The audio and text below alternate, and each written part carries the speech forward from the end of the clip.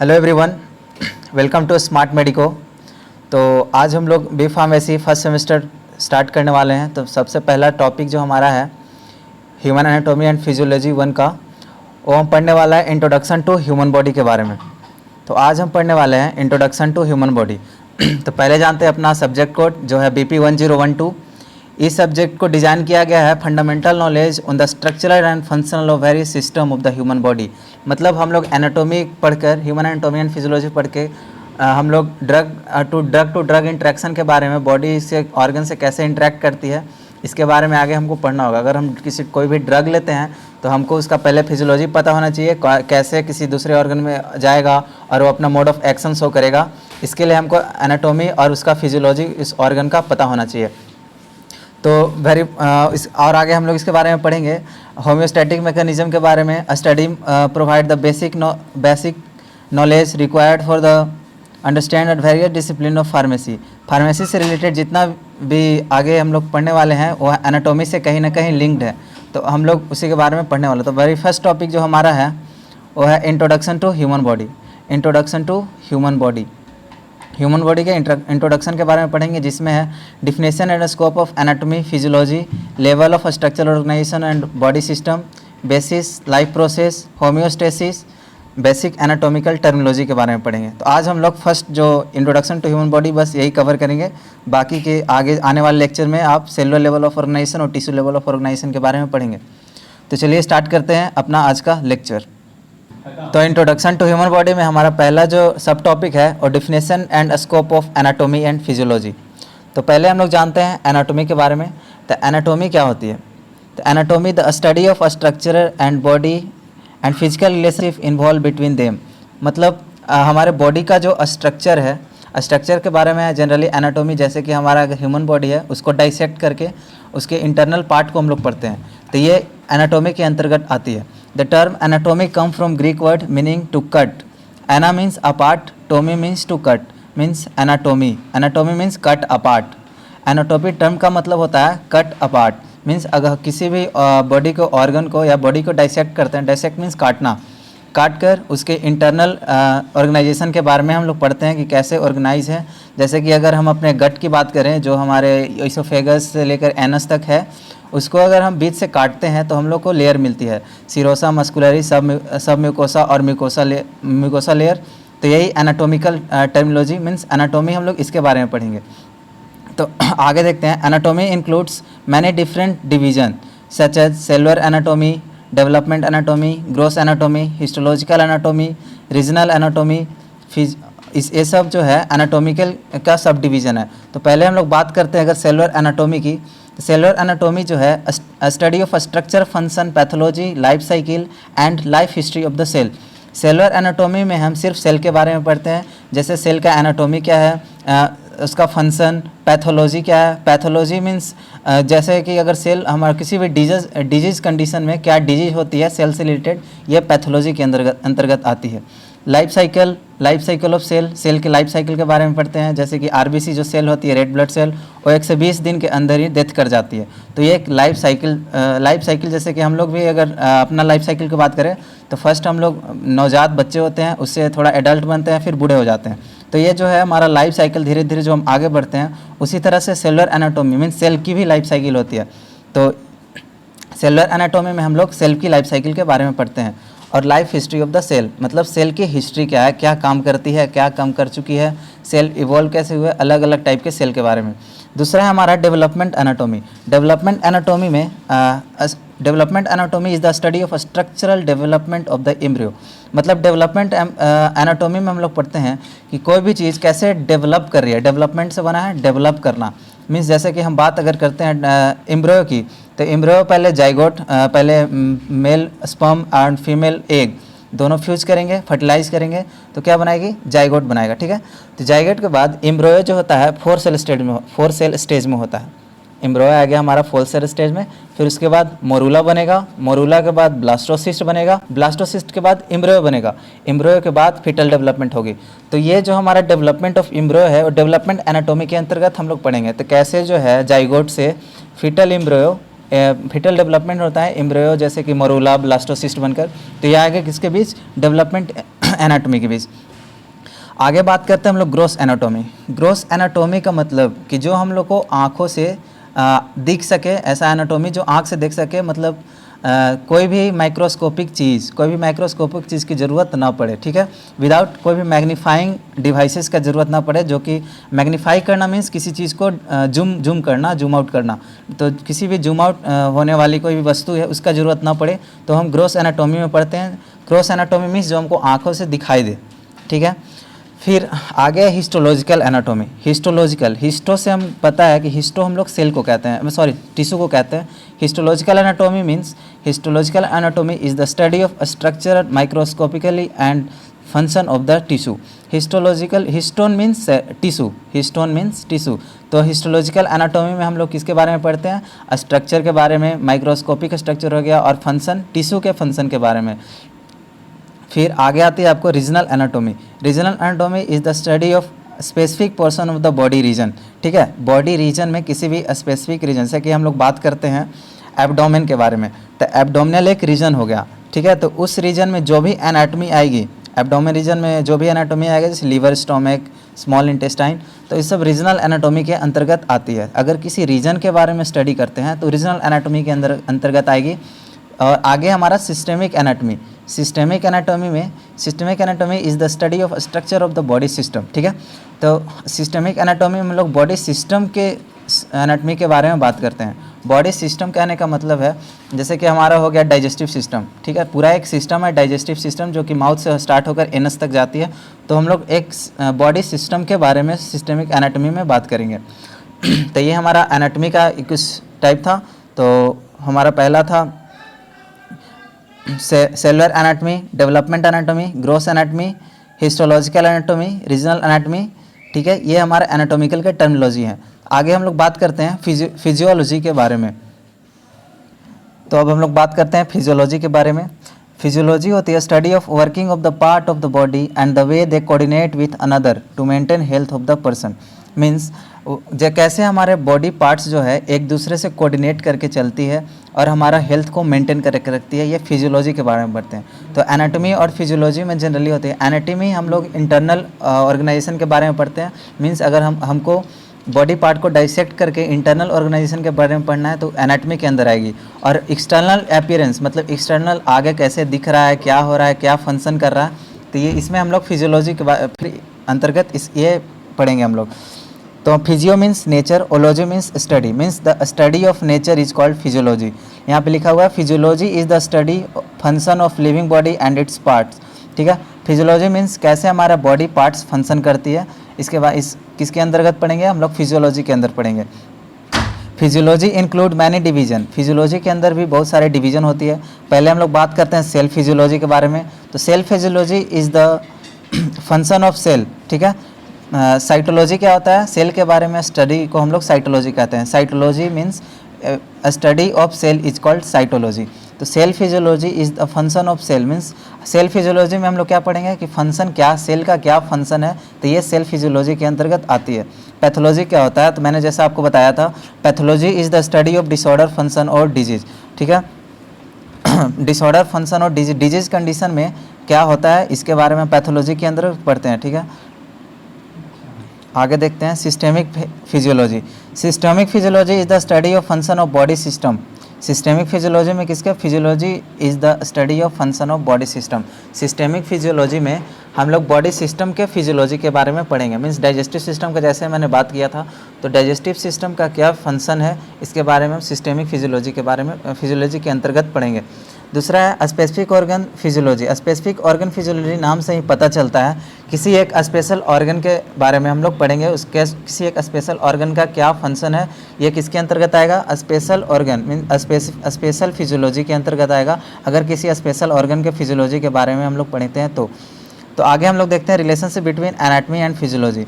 Anatomy and physiology are always interrelated होती है। Anatomy and physiology हमेशा इंटररिलेटेड होती है। Structure determines what function can take place, ठीक है। स्ट्रक्चर डिटरमाइन करता है कि क्या यहाँ पे फंक्शन होगी। Anatomy and physiology of the human body have complementarity refers to interrelationship of structure, anatomy and physiology. Anatomy and physiology जो है एक दूसरे से कोऑर्डिनेट करके चलना बहुत ज़रूरी होता है। ह्यूमन बॉडी में दोनों जो है एक इंटर रिलेट कर, जैसे कि हम लोग अगर लीवर की बात करते हैं तो लीवर के अंदर डाइसेक्ट करते हैं तो हम लोग को अंदर बहुत सारी पार्ट्स मिलेंगे। अगर बाहर बात करें तो लीवर जो है डिटॉक्सिफिकेशन में हेल्प करता है, किसी ड्रग्स को डिटॉक्सीफाई करने में हेल्प करता है, और भी उसका बहुत सारा फंक्शन है, जैसे बाइल जूस सीक्रेट करता है। तो ये जो है फिजियोलॉजिकल फंक्शन और एनाटॉमिकल फंक्शन अगर दोनों इंटर रिलेट करेगा तो ही, ऐसे हम लीवर देखते हैं तो बाहर से तो नहीं पता चलेगा ना कि लीवर क्या दे रहा है क्या नहीं दे रहा है। जब तक एनाटॉमी पता रहेगा और फिजियोलॉजी दोनों जब तक इंटर रिलेट नहीं करेंगे तो हम लोग को पूरी तरह से समझ में नहीं आएगा। तो आगे बात करते हैं level of structural organisation. Level of structural organisation ये डिवाइडर है केमिकल और बायोलॉजिकल ऑर्गेनाइजेशन में, ठीक है। तो पहले हम लोग बात करते हैं केमिकल ऑर्गेनाइजेशन के बारे में। It is the lowest level of organisation. Chemical organisation जो है वो लोएस्ट लेवल ऑफ ऑर्गेनाइजेशन है, मीन्स सबसे कम लेवल ऑफ ऑर्गेनाइजेशन। अगर किसी चीज़ का निर्माण हुआ है, जैसे कि ह्यूमन बॉडी की बात करते हैं तो ह्यूमन बॉडी का ओरिजिनेशन हुआ है, ओरिजिन स्टार्ट हुआ है, तो सबसे केमिकल नेचर सबसे मेन है। स्टार्टिंग मॉलिक्यूल्स जो है स्टार्टिंग चीज़ जिससे कि हमारा ह्यूमन बॉडी बना है वो है केमिकल। जैसे केमिकल नेचर बोले तो it is made up of atom से बनेगा, मॉलिक्यूल से बनेगा। और एटम क्या होता है? Smallest and simplest. एटम जो है सबसे छोटा और सबसे सिंप्लीफाइड, मीन्स एटम को हम फर्दर डिवाइड नहीं कर सकते हैं, ठीक है। और वही एटम कंबाइन करके क्या बनाएंगे? मॉलिक्यूल्स बनाएगा। तो वही हमारा जो बॉडी है सबसे लोएस्ट लेवल ऑफ ऑर्गेनाइजेशन क्या होता है? तो एटम होता है। एटम के बाद मॉलिक्यूल्स होता है। ये हो गया हमारा level of structural organisation. Organisation मतलब ओरिजिन, स्टार्ट कहाँ से हुआ, ठीक है। दूसरा है बायोलॉजिकल। बायोलॉजिकल के बारे में बात करें तो ये बहुत सारे सेल से बना है। सेल क्या है? Fundamental unit of life, means सबसे स्मॉलेस्ट पार्ट ऑफ लाइफ भी, स्मॉलेस्ट पार्ट ऑफ बॉडी भी कह सकते हैं, मीन्स सबसे छोटी इकाई। टिश्यू के बारे में बात करें, टिश्यू हो गया, ऑर्गन हो गया, ऑर्गन सिस्टम हो गया, ये बायोलॉजिकल है। बायोलॉजिकल मतलब किससे मिलकर बना है? सेल से। सेल के बाद टिश्यू बनती है, टिश्यू के बाद ऑर्गन सिस्टम हो गया तो ऑर्गेनिज्म बना देती है, ठीक है। सेल जो है स्मॉलेस्ट इंडिपेंडेंट यूनिट है। सेल सबसे छोटी और इंडिपेंडेंट यूनिट है।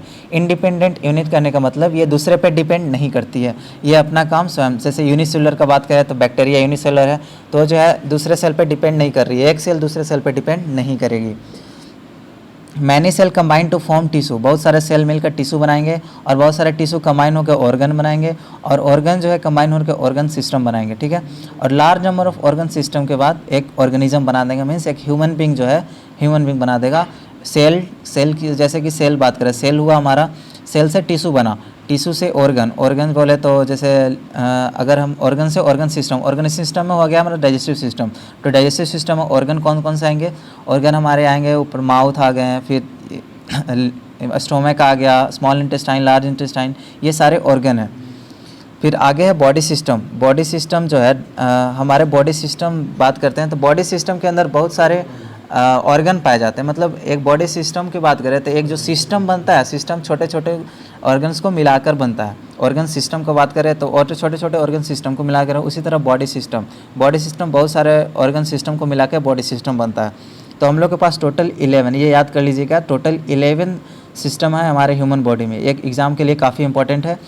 हर एक जो है सिस्टम कोऑर्डिनेट करता है एक दूसरे से for effective function of human body, ठीक है।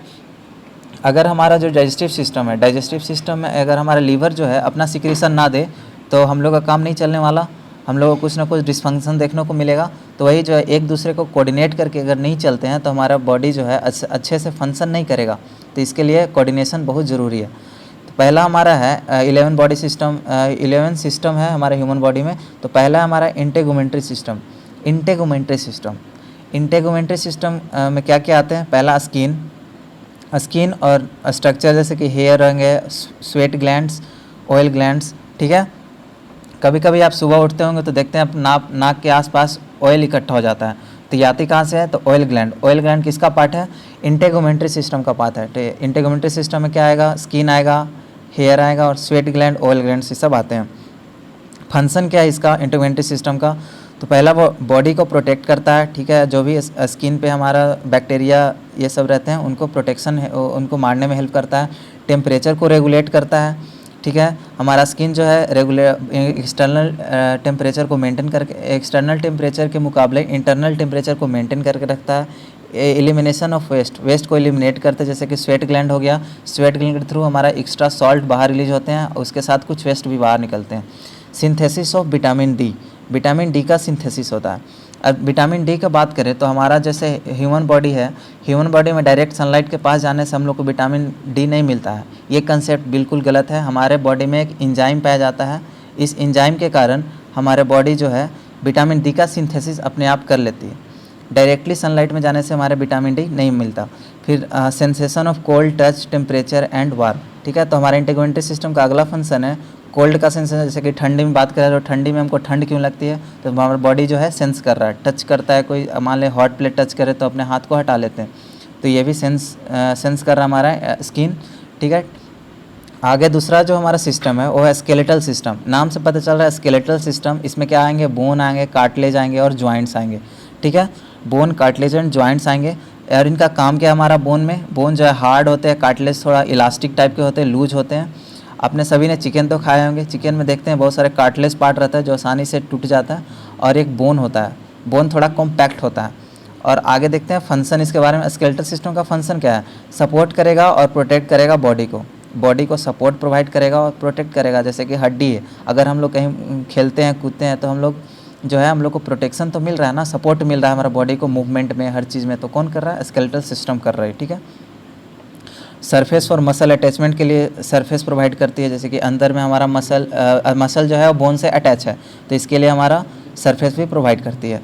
थर्ड है हमारा मस्कुलर सिस्टम। मस्कुलर सिस्टम में हमारा जनरली 3 टाइप के होते हैं, स्केलेटल मसल, स्मूथ मसल और cardiac muscle. Cardiac muscle generally heart muscle होता है।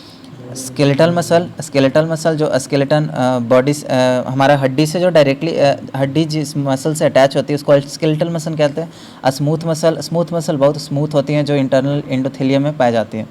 इसका फंक्शन क्या होगा, हमारा मस्कुलर सिस्टम का फंक्शन भी होगा बॉडी मूवमेंट में और पोस्चर को मेंटेन करने में। पोस्चर मीन्स अगर स्ट्रेट है, स्ट्रेट किसके कारण है, हमारे मसल्स के कारण, स्केलेटल मसल इस सब के कारण हमारा बॉडी जो है स्ट्रेट रहता है, अपना पोस्चर को मेंटेन किए हुए रहता है।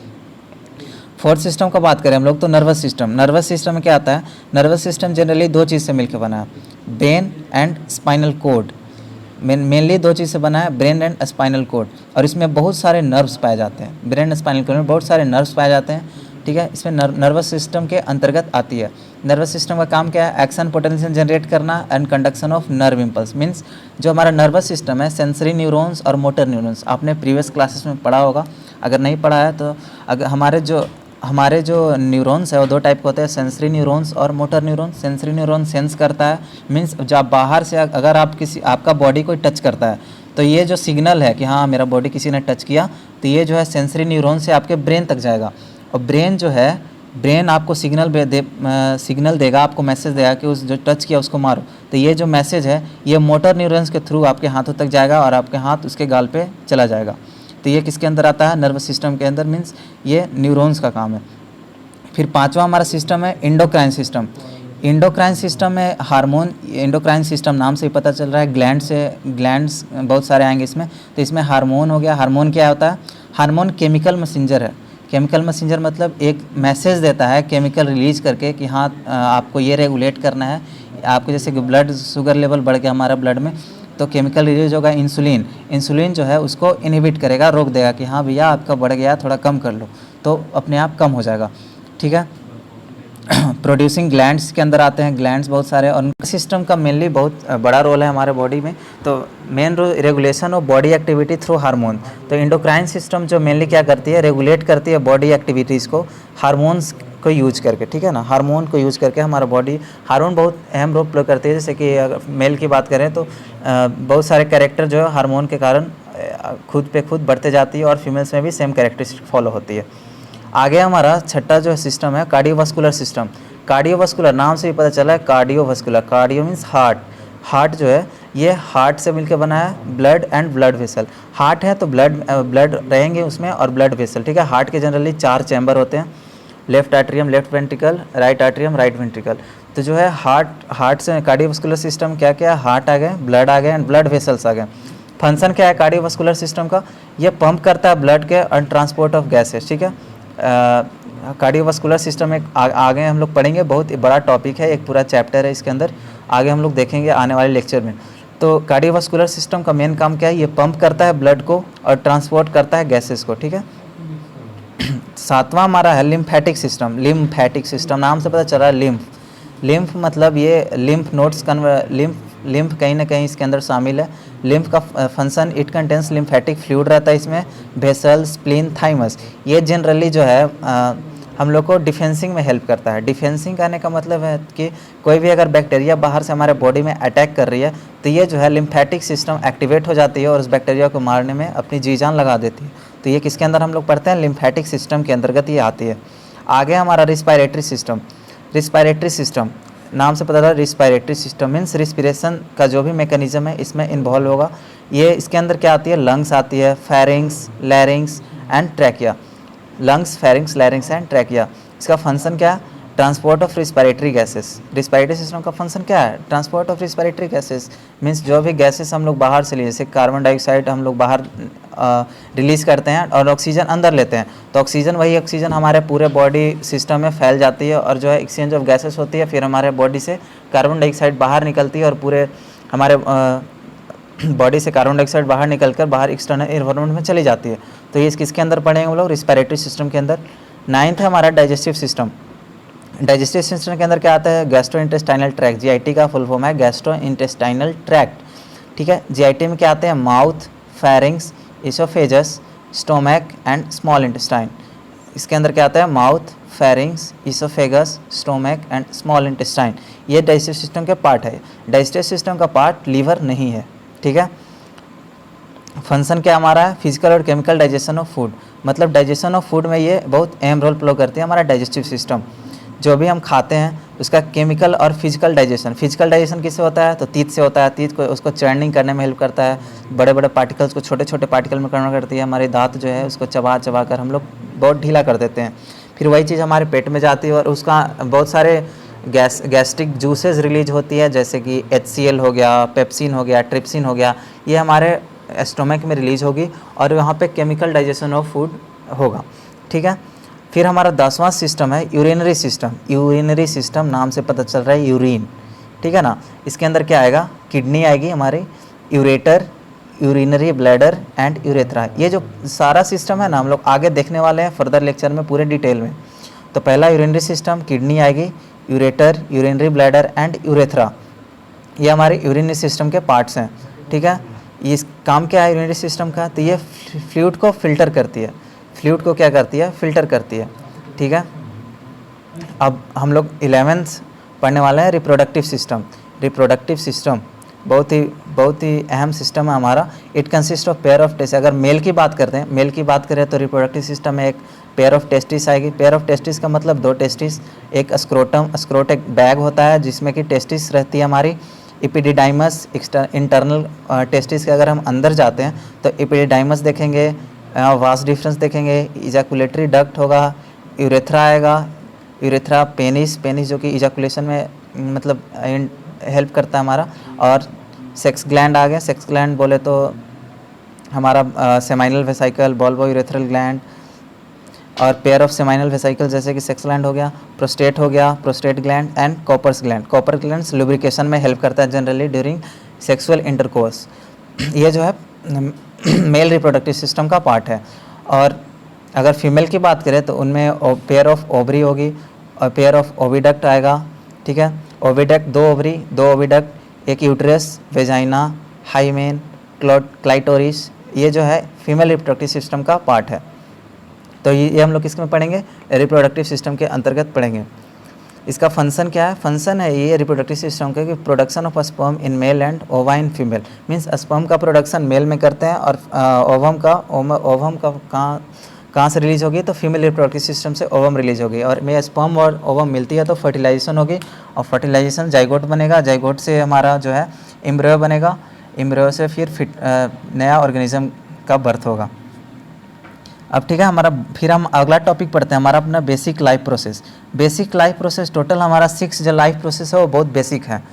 बेसिक कहने का मतलब है जो हम आम जिंदगी में जनरली हो रहा है रोज़ पे रोज़ देखते जाए तो हमारा पहला है मेटाबॉलिज्म।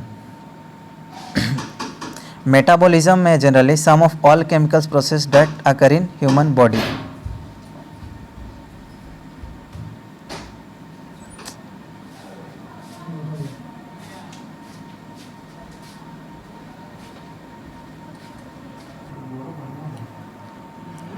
बेसिक लाइफ प्रोसेस में जो पहला हमारा मेटाबॉलिज्म, मेटाबॉलिज्म है sum of all chemical process that occur in the human body. सभी केमिकल प्रोसेस जो ह्यूमन बॉडी में हो रहा है वो मेटाबॉलिज्म के अंतर्गत आती है। जैसे कि मेटाबॉलिज्म का दो पार्ट है, एक है कैटाबॉलिज्म, एक है एनाबॉलिज्म। ये मेटाबॉलिज्म के अंतर्गत आती है। मेटाबॉलिज्म का दो part, catabolism and anabolism. Metabolism होती क्या है? Sum of all chemical process that occur in the human body. हमारे ह्यूमन बॉडी में जो भी केमिकल प्रोसेस हो रहा है, जो भी केमिकल, जितना भी केमिकल रिलीज हो रहा है, एक फॉर्म से दूसरे फॉर्म में कन्वर्ट हो रहा है, तो किसके अंतर्गत पढ़ेंगे हम लोग? मेटाबॉलिज्म के अंतर्गत पढ़ेंगे। तो मेटाबॉलिज्म दो टाइप के होते हैं। पहला है कैटाबॉलिज्म। कैटा मीन्स कट्टी, कैटाबॉलिज्म मीन्स कट्टी से याद रखें, कट्टी से होता है हमारी दोस्ती खत्म हो जाती है, कट्टी हो गया हम तुमसे। तो इसी तरह से कैटाबॉलिज्म हो गया। Catabolism means break down of complex compound. Complex compound अगर ब्रेक कर रही है, टूट रही है, तो सिंपल बनेगी, ठीक है। कॉम्प्लेक्स है, अगर टूट गई तो सिंपल बनेगी, तो ये कैटाबॉलिज्म के अंदर आती है। एनाबॉलिज्म मीन्स दो टूटा हुआ पार्ट जुट गया, मीन्स एक नया। एनाबॉलिज्म मीन्स जुड़ना, कैटाबॉलिज्म मीन्स टूटना। एनाबॉलिज्म क्या हुआ? Building of complex molecule from simple molecule. Simple one से कॉम्प्लेक्स मॉलिक्यूल का बनना एनाबॉलिज्म होता है, ठीक है। जैसे कि हम लोग बात करते हैं डाइजेशन ऑफ प्रोटीन, प्रोटीन का जो डाइजेशन है ये कैटाबॉलिक प्रोसेस है, ठीक है। कैटाबॉलिक प्रोसेस क्यों है? क्योंकि अमीनो एसिड जो है, अमीनो एसिड में प्रोटीन जो है किस में टूट रहा है? अमीनो एसिड में। प्रोटीन अमीनो एसिड में कन्वर्ट हो रहा है, मीन्स प्रोटीन जो है कॉम्प्लेक्स है, कॉम्प्लेक्स सिंपल वन में कन्वर्ट हो रहा है, अमीनो एसिड में कन्वर्ट हो रहा है। अमीनो एसिड में कन्वर्ट हो रहा है तो कैसा हुआ? सिंपलर हुआ। तो सिंपलर हुआ तो क्या हुआ? कैटाबॉलिज्म हुआ, मीन्स प्रोटीन अमीनो एसिड में कन्वर्ट हो गया। प्रोटीन जो है अमीनो एसिड में कन्वर्ट हो गया तो कॉम्प्लेक्स से सिंपल बना, तो कैटाबॉलिज्म हुआ। वहीं अगर बात करें तो अगर अमीनो एसिड से प्रोटीन बनता है, अमीनो एसिड से प्रोटीन बना मतलब सिंपल से कॉम्प्लेक्स बना, तो क्या हो गया? एनाबॉलिज्म हो गया। तो यही हो गया हमारा कैटाबॉलिज्म और एनाबॉलिज्म। आगे अगर हम बात करें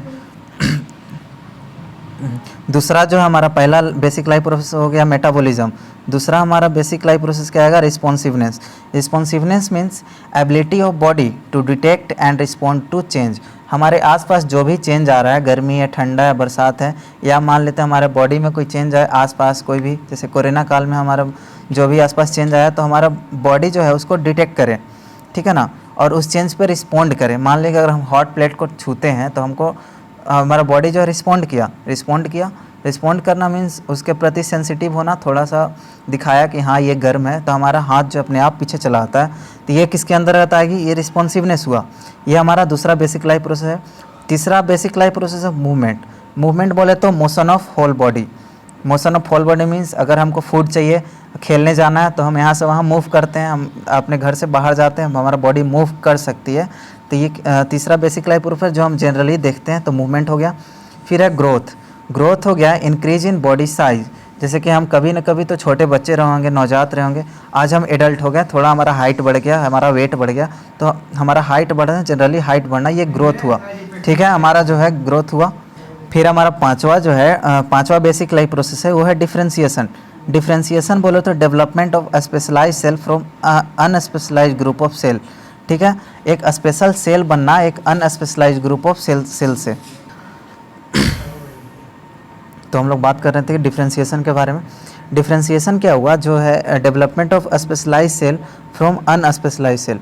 मतलब बात करते हैं एक सेल है हमारा, ठीक है, एक सेल है, इसमें मैचुरेशन होगा, मैचुरेशन होकर ये स्पेशलाइज सेल बनेगा। मतलब पहले वो सेल है जो थोड़ा काम करती थी, वही अगर मैच्योर हो गया, उसको न्यूट्रिएंट्स मिला, ये एक बड़ा काम करने लगी, मीन्स ये सेल जो है कैसा बन गया? स्पेशलाइज बन गया, ठीक है। अनस्पेशलाइज से स्पेशलाइज बन गया, मतलब पहले स्पेशल नहीं था और बहुत अच्छा काम कर रहा है, बड़ा काम कर रहा है, ये स्पेशल बन गया, तो स्पेशलाइज सेल हो गया। फिर हमारा छठा जो बेसिक लाइफ प्रोसेस है वो है रिप्रोडक्शन। रिप्रोडक्शन बोले तो फॉर्मेशन ऑफ न्यू सेल। जैसे कि मैंने अभी बात किया, स्पर्म और ओवम मिलेगा तो फर्टिलाइजेशन के बाद जाइगोट बनेगा, जाइगोट से फिर वही स्टार्ट हो जाएगा मोरूला, ब्लास्टोसिस्ट, एम्ब्रियो, और उसके बाद नया जन्म लेगा एक बच्चा। वो है रिप्रोडक्शन के अंतर्गत आती है, जो कि मेंटेन करने में हमारा daily population important role play करती है। तो ये जो 6 हमारा बेसिक लाइफ प्रोसेस है। आगे हम लोग बात करते हैं होम्योस्टेसिस के बारे में। तो होम्योस्टेसिस हो गया, homeostasis refer to stability, balance or equilibrium within a cell or the body. Homeostasis का कहने का मतलब है कि हमारा जो बॉडी का इंटरनल इन्वायरमेंट है वो इक्विलिब्रियम मेंटेन रहे। मतलब कोई भी अगर बाहर चेंज हो रहा है, बाहर जैसे कि बहुत गर्मी पड़ रही है, बहुत गर्मी कर रही है, बाहर 45 डिग्री सेंटीग्रेड है, 50 डिग्री सेंटीग्रेड है, तो हमारा बॉडी जो है अपने आप को मेंटेन कर ले, 45-50 ना पहुँचे, अपना जो नॉर्मल बॉडी टेम्परेचर है उसको मेंटेन करके रखे, तो इसको हम लोग होम्योस्टेसिस कहते हैं। ये एक ऑर्गेनिज्म की एबिलिटी होती है जो कि कांस्टेंट इंटरनल इन्वायरमेंट को मेंटेन करे। बाहर जो भी हमारे इन्वायरमेंट में चेंजिंग आ रही है उसके रिस्पेक्ट में हमारा बॉडी जो है चेंज ना करे, अपना नॉर्मल बॉडी फंक्शन को बनाए रखे, नॉर्मल बॉडी टेम्परेचर को बनाए रखे, ताकि सभी जो बायोकेमिकल रिएक्शन हमारे बॉडी में हो रही है वो चलते रहे।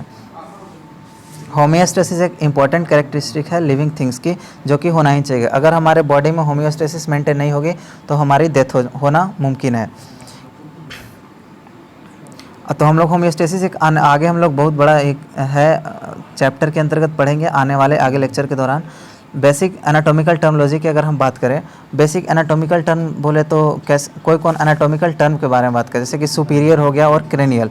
सुपीरियर बोले तो toward the head end of the body, इसका एग्जांपल हो गया the hand is a part of superior extremity. मतलब सुपीरियर कहने का मतलब है कि हेड के तरफ, हमारे सर के तरफ जो आने वाला पार्ट है वो सुपीरियर के अंतर्गत है। जैसे कि हैंड की बात करें, ठीक है ना, हैंड जो है हमारे कंधे से अटैच है और हमारे जो है हेड के पास होती है, तो सुपीरियर हो गया। दूसरा है हमारा एनाटॉमिकल टर्म इन्फेरियर। इन्फेरियर बोले तो अवे फ्रॉम द हेड से दूर। तो हेड से दूर क्या हमारा पैर है। पैर जो इन्फेरियर का एग्जाम्पल हो गया। अगर हेड के तरफ आ रहा है तो सुपीरियर, हेड से दूर जा रहा है तो इन्फेरियर। आगे हमारा एंटेरियर और वेंट्रल। वेंट्रल मतलब आगे वाला साइड, आगे वाला portion. For example knee cap is located at the anterior side of the leg. अगर लेग की बात करें, अपने घुटनों में देखें तो एक ऊपर कैप रहता है। कैप जो है वो लेग से ऊपर एंटेरियर पार्ट है, मतलब वेंट्रल पार्ट है। ये हमारा इसको वेंट्रल हो गया। पोस्टेरियर बोले तो dorsal. Dorsal means back side. Back side जैसे कि शोल्डर ब्लेड जो है पोस्टेरियर ऑफ द बॉडी, हमारे बॉडी आगे है तो हमारा जो शोल्डर का ब्लेड है, शोल्डर का ब्लेड मतलब पीछे जो हमारा शोल्डर निकला हुआ है, ये हमारा बॉडी के पीछे हिस्सा में पाया जाता है। ये हो गया पोस्टीरियर। फिर है मीडियल। मीडियल बात कर रहे थे towards the mid line of the body. ये जो हमारा ह्यूमन बॉडी है, ये ह्यूमन बॉडी है, तो इसके जो मिड लाइन हो ना, ये मिड लाइन जो है ये आएगा मीडियल में। तो हम लोग इसका मीडियल के तरफ जो रहेगा वो मीडियल में आएगा। जैसे कि middle toe is located at the medial side of the foot. फिट अगर मिडिल टो की बात करें, मिडिल टो कहने का मतलब ये वाला उंगली फुट के मिडिल में लोकेटेड है, ठीक है ना, फुट के मिडिल में लोकेटेड है, तो ये मीडियल है। जैसे कि ये अंतर्गत इस मीडियम में जो भी आएगा ये मीडियल हो जाएगा। आगे हमारा लेटरल।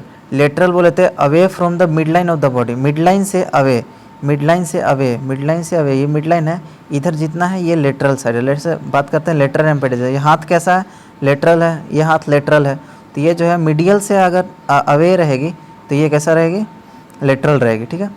फिर आता है प्रोक्सिमल और एक होता है डिस्टल। ये है प्रोक्सिमल, ये है डिस्टल। प्रोक्सिमल बोले तो नाम से पता चल रहा है प्रोक्सिमल।